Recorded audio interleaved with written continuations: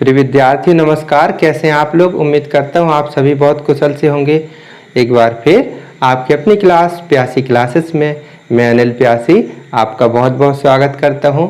विद्यार्थियों, आज अपन कक्षा 10वीं विषय गणित के अंतर्गत कंटिन्यू अध्याय 2 बहुपद जो चल रहा था उसी के अंतर्गत प्रश्नावली 2.3 के प्रश्नों का अध्ययन करेंगे। तो विद्यार्थियों, यदि आप चैनल में नए हैं, अभी तक सब्सक्राइब नहीं किए हैं तो सब्सक्राइब कर सकते हैं, जिससे इसी प्रकार के अन्य वीडियो भी आपको कंटिन्यू मिलते रहे और आप अपनी पढ़ाई जारी रख सकें, कंटिन्यू तौर पे पढ़ाई जारी रख सकें। तो विद्यार्थी चलते हैं आज की विषय वस्तु पर। देखते हैं प्रश्न पहला। तो विद्यार्थी यहाँ पर देखते हैं कि विभाजन लिखा हुआ, विभाजन एल्गोरिथ्म का प्रयोग करके निम्न में मतलब यहाँ आपको सवाल बहुत सारे दिए हैं। निम्न में px को gx से भाग दें, यानी px एक बहुपद ये हुआ, ये एक बहुपद हुआ px, और दूसरा बहुपद gx बराबर ये हुआ x² - 2 जो लिखा हुआ है। तो कहा जा रहा है कि px को gx से भाग देने पर भागफल एवं शेषफल ज्ञात कीजिए। यानी भाग देंगे, फिर भागफल कितना आया वो प्राप्त करेंगे और शेषफल कितना आया वो भी लिखना होगा। विद्यार्थी यहाँ पर एक बात और आई है, विभाजन एल्गोरिथ्म। तो यद्यपि आपने पिछले वीडियो में पढ़ चुके हैं विभाजन एल्गोरिथ्म के बारे में, यदि आप देखना चाहते हैं तो आई बटन में लिंक भी है, आप आई बटन को टच करके वहां पर देख भी सकते हैं। विद्यार्थी देखते हैं पहला सवाल। यहाँ पर px लिखा हुआ है, px x³ - 3x² + 5x - 3 और gx का मान है x² - 2।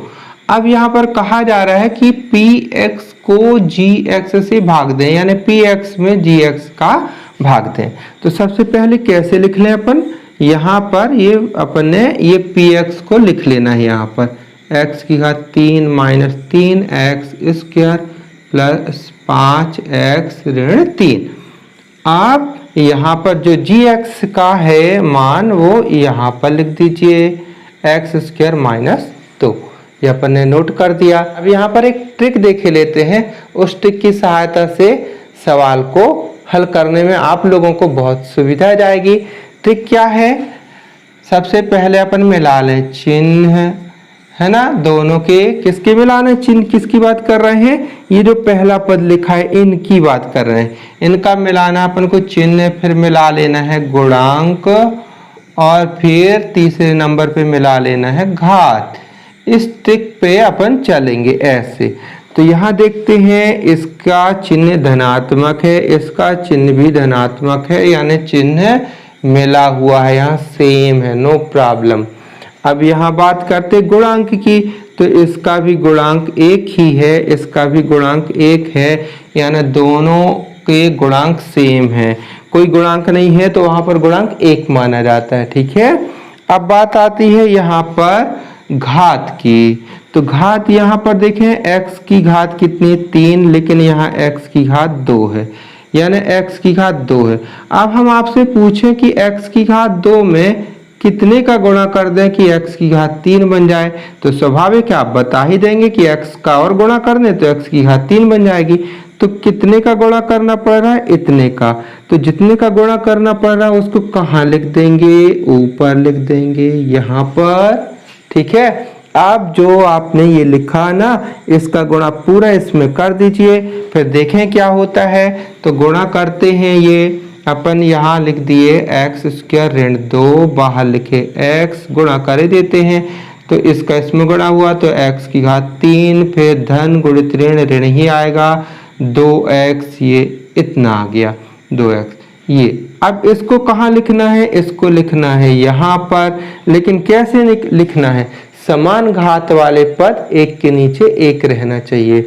जैसे कि x की घात 3 ये है, इसको x की घात 3 वाले पद के नीचे लिखेंगे। अब ये जो ऋण 2 है ना, ऋण 2x यहाँ पर नहीं लिख दीजिएगा आप ऐसे, गलत तो नहीं, एक प्रकार से आपको हल करने में असुविधा जाएगी। इसको कहाँ लिखना चाहिए, ये तो घात 2 वाला पद है ना, इसको कहाँ लिखना चाहिए, इसके नीचे लिखना चाहिए। तो इसलिए थोड़ी सी इसको खिसका करके यहाँ लिख दें, लेकिन ये माइनस का रहेगा, जैसा जो है वैसे ही रहेगा। अब यहाँ पर ये गुणा करने पर अपन ने लिख दिया। अब क्या करते हैं, भाग देने की प्रक्रिया में इसके बाद घटाने की प्रक्रिया आती है ना, तो कोष्टक बनाइए आप, बाहर लिखें ऋण। अब जब ऋण लिख दिए तो ऋण का गुणा अंदर भी होगा, तो स्वाभाविक ही चिन्ह पलट जाएंगे। ये धनात्मक था तो ये हो जाएगा ऋणात्मक, और ये जो ऋण था वो हो जाएगा धनात्मक। अब क्या होगा, ऊपर 3x की घात 3 प्लस का x की घात 3 माइनस का, तो ये दोनों कैंसिल। इसके नीचे कुछ नहीं तो सेम आप इसको ऐसे ही लिख दीजिए ये। अब ये देखिए 5x प्लस का और 2x माइनस का नहीं कह दीजिएगा, अब का हो गया प्लस का, तो 5x धन का ये और 2x भी धन का, तो दोनों जुड़ जाएंगे तो कितना हो जाएगा, 5 और 2 7x, ये हो गया। अब ये सेम लिख दीजिए ऋण 3। तो इतना समझ में आ गया। अब आगे देखते हैं, ठीक है। इसी विधि पे, इसी ट्रिक पे फिर चलते हैं, लेकिन अब इसको मैच कराएंगे इससे, है ना। तो यहाँ देखें सबसे पहले चिन्ह, तो यहाँ चिन्ह तो धन का है, यहाँ चिन्ह तो ऋण का है, तो चिन्ह सेम नहीं है, यानी यहाँ पर चिन्ह ऋण बनाना पड़ेगा, तो ऋण का गुणा करना पड़ेगा, है ना, क्योंकि यहाँ चिन्ह धन है, यहाँ चिन्ह ऋण है, सेम नहीं है। तो चिन्ह सेम करने के लिए हमको क्या करना पड़ेगा, इसमें ऋण का गुणा। तो जिसका गुणा करना पड़ता है, काय का गुणा करना पड़ेगा, ऋण का गुणा। तो जिसका गुणा करना पड़ता है उसको कहाँ लिख देते हैं, ऊपर, तो यहाँ पर ऋण लगा दीजिए, ऋण लिख दीजिए। अब चिन्ह तो मिल जाएगा ऐसा करने में। अब बात आती है गुणांक की, चिन्ह तो मिला लिया, अब बात आती है गुणांक की। तो यहाँ पर 3 दिख रहा होगा और यहाँ पर कुछ नहीं तो 1 है ना, तो हम कहें 1 में कितने का गुणा करें, 3 का, तो आ जाएगा 3। तो काय का गुणा करना पड़ेगा, 3 का, तो यहाँ पर 3 भी लिख दीजिए यहाँ पर, ठीक है। अब बात आती है घात की, है ना। तो घात यहाँ देखें x की घात 2 है, यहाँ भी x की घात 2 है, ठीक है ना, सेम है ना। तो घात तो मिली मिलाई है, घात को सेम बराबर करने की जरूरत नहीं है इसमें। तो कितना आपने नया पद लिख दिया, इतना नया पद लिख दिया। कितना लिख दिया, ऋण 3। तो ऋण 3 का गुणा काय में करेंगे, इसमें एक्स स्क्वायर ऋण 2 में, है ना, जिसका भाग दे रहे थे। तो गुणा करके देखिए तो ये हो जाएगा माइनस का 3x स्क्वायर, ये माइनस माइनस प्लस 3 दूनी 6, इतना आ गया। अब जो आया ना ये कितना आया हुआ, इतना, तो इसको कहाँ लिखना है, यहाँ, लेकिन उसी सिस्टम से लिखना, घात के नीचे घात वाला पद। तो ऋण 3x स्क्वायर यहाँ लिखेंगे, ऋण 3x स्क्वायर, फिर धन 6 यहाँ ना लिखें, है ना, क्यों, क्योंकि संख्या वाला पद है, तो संख्या वाला पद अचर पद इसके नीचे रहना चाहिए, संख्या वाले पद के नीचे रहना चाहिए, ये लिख दिए। अब इसके बाद कैसी प्रक्रिया होगी, घटाने की प्रक्रिया होगी। तो अपन कोष्टक लगाए ऐसे करके ये, अब घटाने की प्रक्रिया होगी, माइनस लगा दिया आपने, तो ऋण गुणित ऋण यानी ये धन का हो जाएगा, और ये ऋण गुणित धन यहाँ हो जाएगा ऋण का। ऊपर माइनस नीचे प्लस का हो गया, कैंसिल, सेम पद है। अब इसके नीचे कुछ नहीं तो 7x हो गया। अब यहाँ देखें क्या होगा, ऋण का 3, अब ये धन का 6 नहीं कहलाएगा, ऋण का 6 कहलाएगा, ऋण का 6। चिन्ह सेम है तो संख्या जुड़ जाएंगे 9, लेकिन चिन्ह माइनस का होगा, यानी ऋण का 9। अब आगे क्या भाग जाएगा, थोड़ी देखें, यहाँ पर x की घात कितनी है, 2 है, यहाँ पर x की घात 1 है, यानी यहाँ की घात यानी शेषफल की घात इसकी घात से, ये जो भाजक था इससे कम हो गई, है ना। विभाजन एल्गोरिथम में आपने ही तो पढ़ा था, इसलिए अब भाग नहीं जाएगा। तो ये क्या हो गया, शेषफल हो गया, और ये क्या हो गया, भागफल। ये आपको नहीं बनाना है, ये हमने बताया आपको समझाने के लिए इस टाइप से। तो ये क्या कहला गया, भागफल, और ये क्या कहला गया, शेषफल। तो विद्यार्थी देखा आपने कितना सरल है, सिर्फ सावधानी रखने की जरूरत है काय की, गुणा करते समय चिन्हों की। तो अब यहाँ आंसर बना करके लिख देंगे, आंसर भागफल, भागफल कितना हो गया, भागफल हो गया ये, भागफल बराबर x - 3, और शेषफल कितना हो गया, शेषफल हो गया 7x ऋण 9। तो विद्यार्थियों आप इसे नोट कर लीजिए और इसी विधि का पालन करते हुए इसके और अन्य भी सवाल आपको होमवर्क के तौर पे दिए जा रहे हैं, जरूर प्रैक्टिस कीजिएगा। गणित प्रैक्टिस का विषय है, जितना आप अभ्यास करेंगे उतने ही गणित में होशियार होंगे। तो अभ्यास करने से कभी हार मत मानिएगा, ठीक है। अब दूसरा प्रश्न यहाँ पर देख लेते हैं, थोड़ी सा आपको हिंट दे देते हैं, आप अभ्यास कीजिएगा। यहाँ दूसरे प्रश्न में ये देखिए px इतना लिखा हुआ है और qx इतना लिखा हुआ है, सॉरी qx नहीं gx इतना लिखा हुआ है, ये gx बराबर ये। तो इसका इसमें भाग देना है। अब बिल्कुल सेम वैसी ही विधि है, लेकिन थोड़ी यहाँ पर गौर कीजिए। इसमें घात को घटते हुए क्रम में लिखना चाहिए था, तो यहाँ एक्स स्क्वायर ये लिखा हुआ है, एक्स यहाँ पर लिखा हुआ, तो इस एक्स को आप यहाँ लिख दीजिए, यानी x square minus x plus 1, ऐसा मान करके आप यहाँ पर लिखेंगे एक्स स्क्वायर ऋण एक्स प्लस 1। और ये तो पूरा ऐसा ही रहेगा, यहाँ पर एक्स का 4 ऋण 3 x square plus 4 x plus 5। अब इसमें इसका भाग देने का आप प्रयास कीजिएगा, सेम उसी विधि का पालन करना, उसी ट्रिक का भी प्रयोग करेंगे तो आसानी जाएगी। अब ये तीसरा सवाल है, इसको देखें कि कैसे करेंगे। यहाँ भी वही प्रॉब्लम है, इसको आप एक्स स्क्वायर वाला पद पहले आना चाहिए, इसको ऐसा लिख दें धन 2, इस टाइप से बना करके अपन भाग देंगे। यानी यहाँ पर लिखेंगे ऋण एक्स स्क्वायर धन 2 और यहाँ पर एक्स की घात 4 माइनस 5 एक्स प्लस 6, ये लिख दिए। भाग देने की प्रक्रिया सेम जैसा अभी आपने पहला सवाल समझ लिया उसी प्रकार से है। अब आगे के सवाल देखते हैं। अब विद्यार्थी इस प्रश्नावली का ये दूसरा सवाल है, बहुत ही आसान है। इसमें क्या लिखा हुआ कि पहले बहुपद से दूसरे बहुपद को भाग करके जांच कीजिए कि क्या प्रथम बहुपद द्वितीय बहुपद का एक गुणनखंड है कि नहीं। तो आप कहेंगे कैसे जांच करें। तो जांच करने के लिए एक छोटा सा पहले उदाहरण आप समझ लीजिए। यहाँ देखें कि उदाहरण के लिए हमने यहाँ पर एक संख्या लिख ली 12। अब 12 में भाग दे रहे हैं 3 का, तो 3 चौके 12, ये चला गया, शेषफल बच गया 0, शून्य शेषफल बचा। यानी 12 में 3 का भाग देने पर शेषफल कितना बचता है, शेषफल बचता है 0। यहाँ पर क्या हुआ, क्योंकि 3 का भाग पूरा पूरा चला जाता है, तो इसलिए आप कह सकते हैं कि 12 का 3 एक गुणनखंड।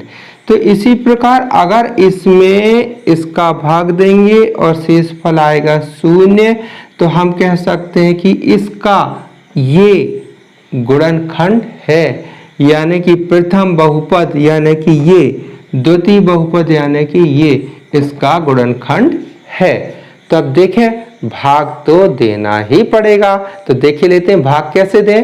भाग कैसे दें इसके देखते हैं कि ये जो अपन ने लिखा है यहाँ पर नोट कर दिए, क्योंकि द्वितीय में भाग देना है पहले बहुपद का, तो जो भाज्य ये कहलाए इसको अपन ने यहाँ लिख दिए और इसको यहाँ अपन ने लिख दिया। अब इसका भाग इसमें देना है, तो आपको प्रक्रिया वही अपनानी है एक प्रकार से ट्रिक कि पहले मिला चिन्ह और इसके बाद मिलाए गुणांक और फिर आखिरी में मिला लीजिएगा घात, ठीक है। तो ये देखना है चिन्ह गुणांक और घात मिलाना है। शुरुआत करते हैं। तो यहाँ पर देखें भाग देने की प्रक्रिया में इसका चिन्ह देखें धनात्मक है, इसका चिन्ह धनात्मक है, यानी चिन्ह तो मिला हुआ है। अब इसके बाद बात करते हैं गुणांक। तो इसका गुणांक 2 है और यहाँ कुछ नहीं, तो गुणांक 1 माना जाएगा, है ना 1। तो 1 में कितने का गुणा करना पड़ेगा 2 का, तभी ना आएगा 2। तो कितने का गुणा करना पड़ेगा 2 का, तो इसको अपन कहाँ लिखेंगे ऊपर, ठीक है, ये लिख दिए। अब बात आती है घात की। तो यहाँ पर देखें ये कितनी घात है, यहाँ पर t की घात 2 है। अब लाना कितना है, t की घात कितनी लानी है 4 लानी है। तो कुल मिलाकर के t की घात 2 का और गुणा करना पड़ेगा, तब ना गुणा करने पर घात जोड़ेंगे तो 2 और 2 4 हो जाएगा। तो कितने का गुणा करना पड़ रहा है इतने का, यानी t की घात 2 का। तो इसको भी अपन ने ऊपर लिख लिया t की घात 2।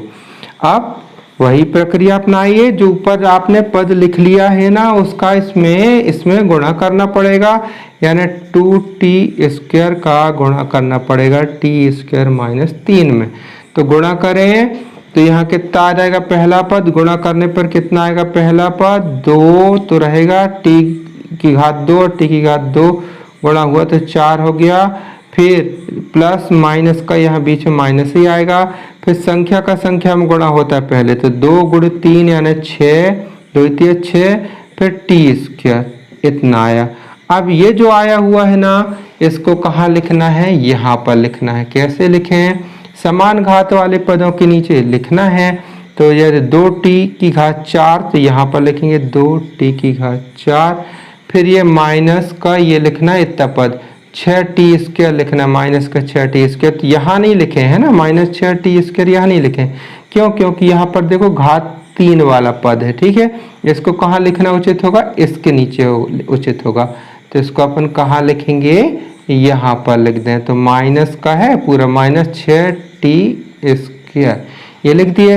अब घटाने की बात आती है, तो घटाए ना इसको, ये अपन ने लाइन खींची, यहाँ पर कोष्टक लगाया, ये बाहर ऋण, तो ऋण का गुणा हुआ तो ये हो जाएगा ऋण और ये हो जाएगा धन।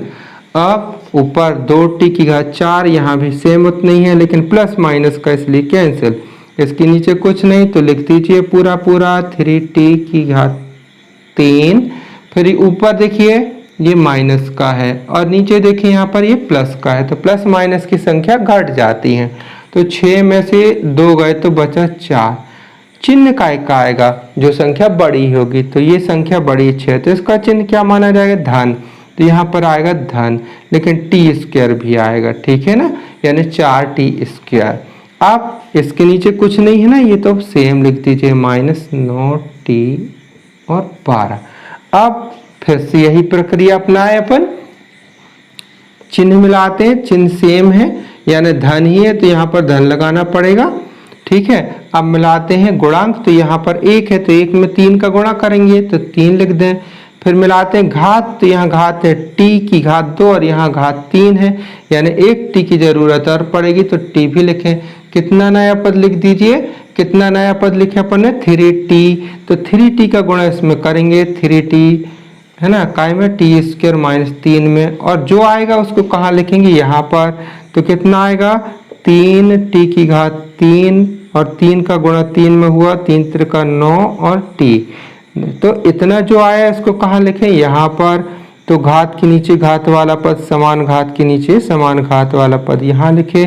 9t यानी सिंगल t वाला पद यहाँ पर इसका स्थान है, यहाँ लिखेंगे तो -9 और t, ठीक है। अब घटाने की प्रक्रिया शुरू, तो घटाने की प्रक्रिया शुरू, ये अपन ने कोष्टक बनाया, ये माइनस तो ये माइनस का हो गया, ये प्लस का हो गया, ऊपर प्लस का नीचे माइनस कैंसिल, ये हो जाएगा 4t²। अब यहाँ ध्यान दीजिए ये माइनस का है और ये प्लस का है, ये भी 9t है, ये भी 9t है, माइनस प्लस के हैं सेम है इसलिए कट गए, चिन्ह विपरीत थे इसलिए कटे, ठीक है। अब ये भर बचा तो यहाँ पर लिख दीजिए अपन ने -12।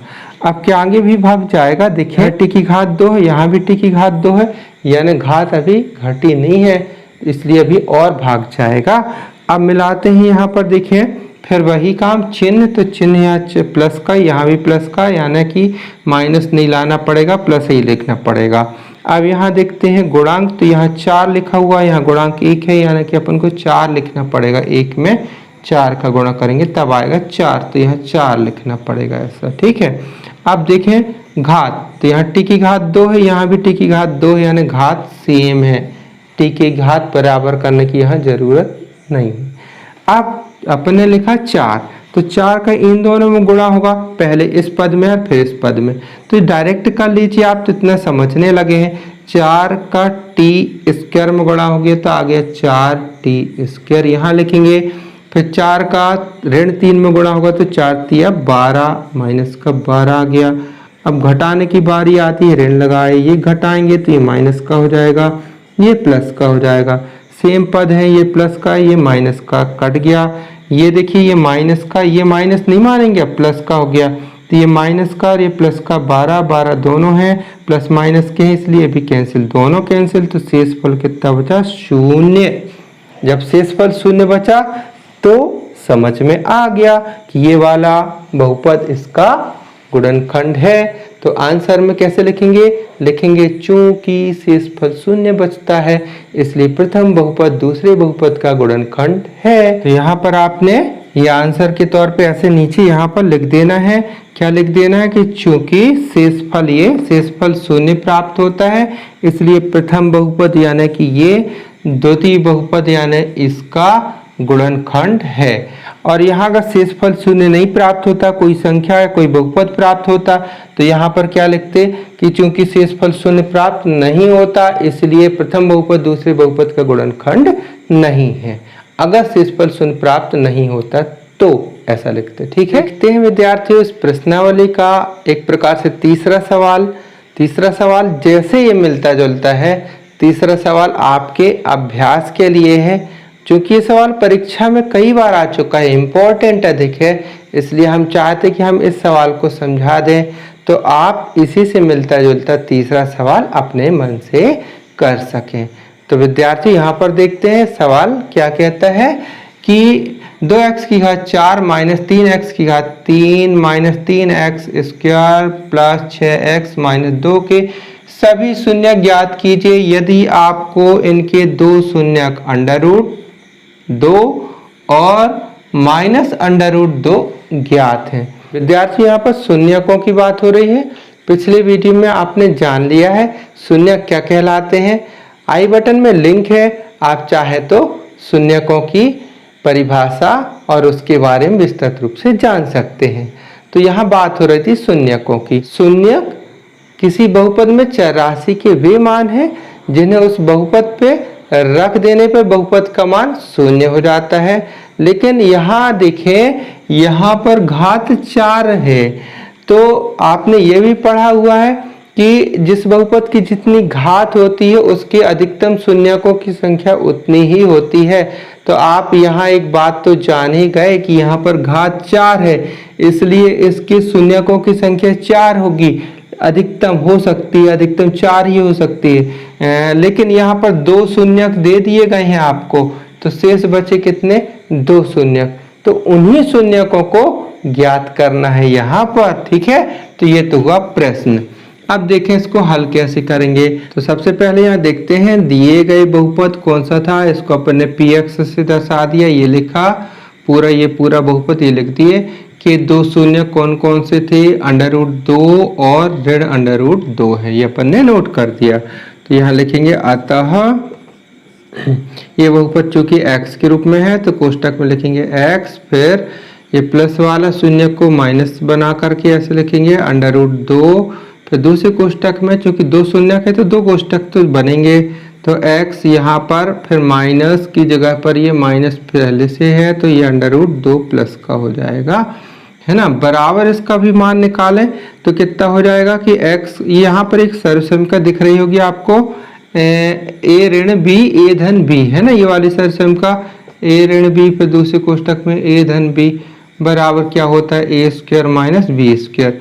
तो इस सर्वसमीका से ये देखें a का स्थान क्या ले रहा है x, है ना, तो x स्क्वायर हो जाएगा यहाँ पर, ये x स्क्वायर, फिर माइनस ये b का स्थान क्या है अंडर रूट 2, ये b का स्थान है, लेकिन यहाँ पर क्या है स्क्वायर, ये भी स्क्वायर लगाएंगे तो स्क्वायर से ये रूट कैंसिल हो जाएगा, 2 बनेगा, तो यहाँ पर लिख देंगे 2, यानी इस सर्वसमीका का इस लाइन में प्रयोग कर दिया अपन ने, है ना।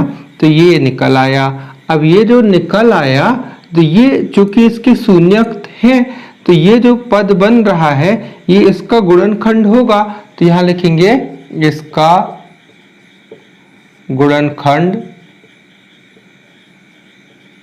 होगा, यह है। ठीक है, इस टाइप से। अब यहाँ ये बात भी क्लियर कर दें, आप लोगों के मन में एक बात आई होगी कि यहाँ पर ये शून्यक प्लस का था, हमने यहाँ पर माइनस बना करके लिखा, जो माइनस था उसको प्लस बना करके लिखा, ऐसा क्यों?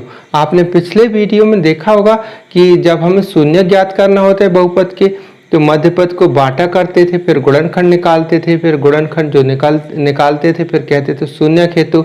याद कीजिए किस टाइप से, कुछ इस टाइप से। एक उदाहरण के लिए लिखते हैं, माना मध्य पद टूटा, उसके बाद गुणनखंड निकला x प्लस a फिर x माइनस b, तो कहते थे शून्यक हेतु बराबर 0। फिर क्या करते थे कि x प्लस a बराबर 0 एवं x माइनस b बराबर 0। अब यहाँ देखें ये पक्षांतर करते हैं तो x बराबर माइनस a का हो जाता है एवं यहाँ पर x बराबर b से जाकर के प्लस का हो जाएगा। तो यहाँ देखें यहाँ पर b प्लस का है, जब इसको गुणनखंड के रूप में लिखने लगे तो कैसे लिखे, कोष्टक के अंदर x माइनस b, यानी प्लस वाले को माइनस किए, और जो माइनस में है उसको जब गुणनखंड के रूप में अपन ने बनाने की कोशिश की तो काय में बीच में लिखना पड़ा ये प्लस का। तो इसके कारण यहाँ पर ये प्लस तो माइनस बनाया, माइनस को अपन ने प्लस बनाया, क्योंकि शून्यक से अपन क्या प्राप्त करना चाह रहे हैं यहाँ पर गुणनखंड। तो क्या पता चला यहाँ पर आपको कि इसका ये गुणनखंड होगा, ठीक है ना। अब भाई जब गुणनखंड है ये, है ना, किसका गुणनखंड है, ये किसका गुणनखंड है, px का, यानी इसका, तो यानी इसका पूरा पूरा इसमें भाग जाएगा। तो हम भाग दे करके देख लेते हैं। तो विभाजन एल्गोरिथम से यहाँ लिख दें, इसलिए विभाजन एल्गोरिथम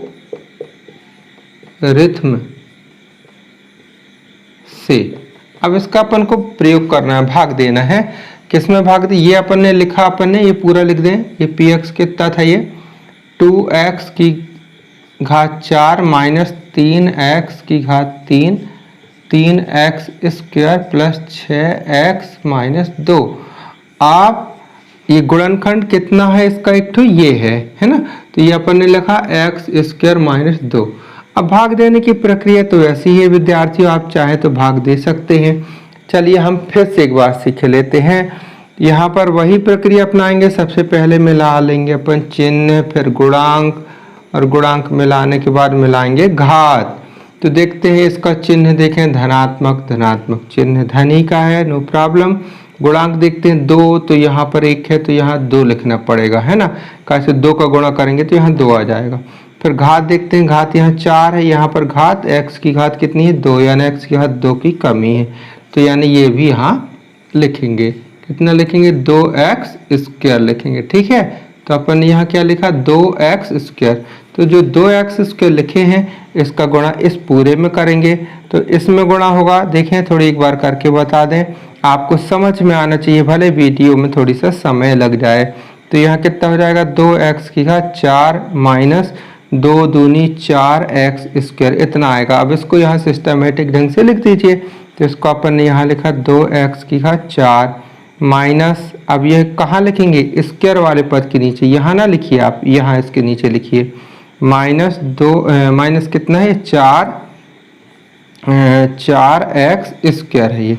अब घटाने की प्रक्रिया अपनाते हैं, तो कैसे करेंगे, यहाँ पर ये लाइन खींचे अपन ने, ये कोष्टक बनाया, ये माइनस का लगाया, चिन्ह ऋण का गुणा हुआ तो ये ऋण हो गया, ये हो जाएगा धन का, तो ये सेम है, कट गया, इसके नीचे कुछ नहीं है, इसको पूरा पूरा लिख देना आपको 3x की घात 3। अब यहाँ पर देखिए ये माइनस का है और ये हो गया प्लस का, तो घटेगा और चिन्ह आएगा बड़ी संख्या, बड़ी संख्या ये कहलाएगा ही ना 4, तो यहाँ पर 4 प्लस का मतलब चिन्ह आएगा, है ना। तो 4 में से 3 गए तो 1 बचा, यानी 1x स्क्वायर, तो 1x स्क्वायर ना लिख करके मात्र x स्क्वायर लिख दें, वही अर्थ हुआ। फिर यहाँ लिखें प्लस का 6x माइनस का 2, ये लाइन क्लियर। अब आगे देखते हैं, फिर से इसी प्रक्रिया पे अपनाएंगे, चिन्ह गुणांक घात। तो यहाँ देखें सबसे पहले यहाँ चिन्ह इसका माइनस का है, यहाँ चिन्ह प्लस का है, यानी माइनस आपको लगाना पड़ेगा। गुणांक की बात करें तो यहाँ घात 3 है, यहाँ पर घात कुछ नहीं 1 है, तो यहाँ ने 3 भी लिखना पड़ेगा। अब यहाँ बात करें घात भी मिलाएं, तो घात यहाँ घात x की घात 3 है, यहाँ x की घात 2 है, यानी 1 x की और आवश्यकता है, तो x लिख दीजिए। यानी अपन ने कितना लिखा माइनस का 3x, तो माइनस का 3x का गुणा काय में करना पड़ेगा x स्क्वायर ऋण 2 में, तो इसका गुणा इसमें करेंगे तो देखें माइनस 3x की घात 3, इसका गुणा इसमें हो गया। अब इसका गुणा इसमें करें तो माइनस माइनस प्लस 3 दूनी 6x इतना है। इसको फिर सिस्टमेटिक ढंग से यहाँ जमाएं तो ये लिखेंगे -3x की घात 3। अब 6x लिखा तो यहाँ पर ना लिखें, यहाँ लिखना पड़ेगा क्योंकि यहाँ घात 2 वाला पद है। यहाँ लिखेंगे प्लस का 6x। अब घटाने की प्रक्रिया शुरू करेंगे ये, तो यहाँ पर ये माइनस आएगा, ये प्लस हो गया, ये भी माइनस हो गया। अब ऊपर माइनस नीचे प्लस, सेम पद कट गया, इसके नीचे कुछ नहीं है तो एक्स स्क्वायर आया। ठीक है, एक्स स्क्वायर अच्छे से बना दूं मैं, ये एक्स स्क्वायर। अब ये माइनस, ये सॉरी ये प्लस का है और ये माइनस का हो गया, सेम पद है इसलिए भी कैंसिल। अब आखिरी का पद बचा तो -2। अब आगे देखते हैं, फिर प्रक्रिया देखते हैं, विभाजन एल्गोरिथम से आगे भाग देने का प्रयास करते हैं। अब यहाँ देखें, ये तो सेम है ना, पूरा पूरा सेम है, जो कहते हो एक्स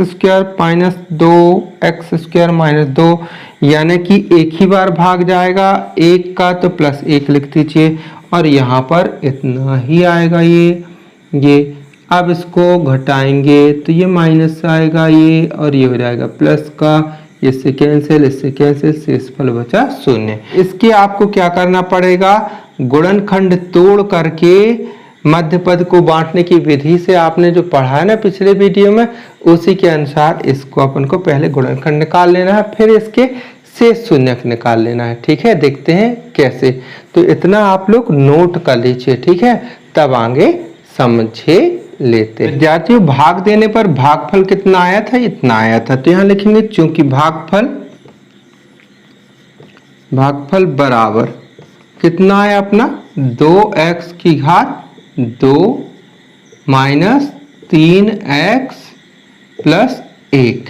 तो इससे अपन को काम है ना, तो ये आपने नोट भी कर लिया, इसलिए हम इसको मिटा दें। अब आगे देखते हैं कैसे। इसका आपने पढ़ लिया हुआ, मध्य पद कैसे बांटा जाता है। तो यहाँ पर देखें मध्य पद कितना हुआ, 3x माइनस का है। तो ये पहले अपन ने इसको इसमें गुणा कर लेते थे, 2 एकम 2 तो आया 2। अब 2 के ऐसे गुणनखंड करें तो जोड़ने या घटाने पे 3 आए, तो स्वाभाविक यही होगा, जोड़ने या घटाने पे 3 आना चाहिए। लेकिन क्या है, माइनस का है ना, तो कितना आ जाएगा, -2 और -1 तो आ जाएगा ऋण का 3, और -2 और -1 का गुणा करेंगे तो आएगा कितना 2, जो कि आपको आना है, लाना चाहिए था ये। तो मध्य पद यानी जहाँ -3 लिखा हुआ है वहां पर कैसा लिखें, ऐसा लिख दें। ये कैसा लिख सकते हैं, देखिए 2x², ये लिखें, ये जो -3 लिखा हुआ था, -3 की जगह पर लिखे अपन ने -2 और ऋण का 1। लेकिन है तो ये x में ना, ये अपन ने लिखा -1, लेकिन ये है x में, तो आपको यहाँ भी लिखना पड़ेगा x और यहाँ भी लिख दीजिए x, और ये प्लस का 1। ठीक है, अब यहाँ देखें, कॉमन निकालने के बाद 2 यहाँ भी है, सेम है, कॉमन निकलेगा, x यहाँ भी, तो 2x यहाँ से कॉमन निकाले तो यहाँ 1x मतलब x भर बचा, और 2x पूरा निकल गया कॉमन, तो 1 गुणांक बचेगा, लेकिन चिन्ह माइनस का है क्योंकि ये माइनस का था।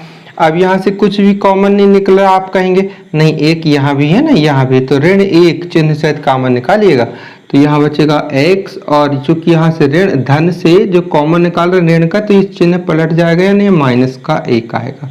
इस टाइप से आप सही करेंगे तो ये दोनों कोष्टक सेम ही आएंगे। तो यहाँ x - 1 ये लिखे। अब पूरी लाइन में से क्या कॉमन निकाल रहे हैं, यानी इस पूरी लाइन में से इतना कॉमन निकाल रहे हैं, इतना। तो इतना जितना अपन ने कॉमन निकालना है ना, उसको आप पहले कोष्टक में लिख दीजिए, बाहर ये लिख दिए ये। अब समझ लीजिए कि इतना समझ लें, ये मिट गया, ये पूरा समझ लें, इतना मिट गया। तो जो बचा हुआ क्या बचा, यहाँ पर 2x बचा और यहाँ पर ऋण का 1। चूंकि 2 पद है इसलिए इसको भी कोष्टक बना करके लिखे, यानी 2x ऋण का 1। तो इस टाइप से करना है, ये आपको ये ऐसा गोदागादी नहीं मचाना, कॉपी में नोट्स में समझाने के लिए बता रहा हूँ। ठीक है, इस टाइप से। हाँ, ये हो गया। आप क्या करें, तो ये गुणनखंड निकाल लिए। अपन को तो शेष शून्यक निकालना है, तो आप कहेंगे शून्यक हेतु, तो यहाँ लिख देते हैं अतः शेष शून्यक हेतु।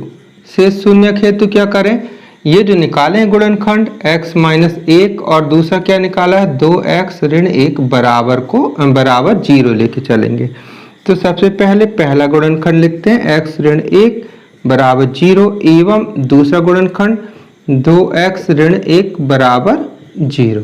तो यहाँ कितना आएगा ये देखें, एक यहाँ जाएगा तो x बराबर 1 हो जाएगा एवं ये वाला एक यहाँ जाएगा तो हो जाएगा 2x बराबर 1।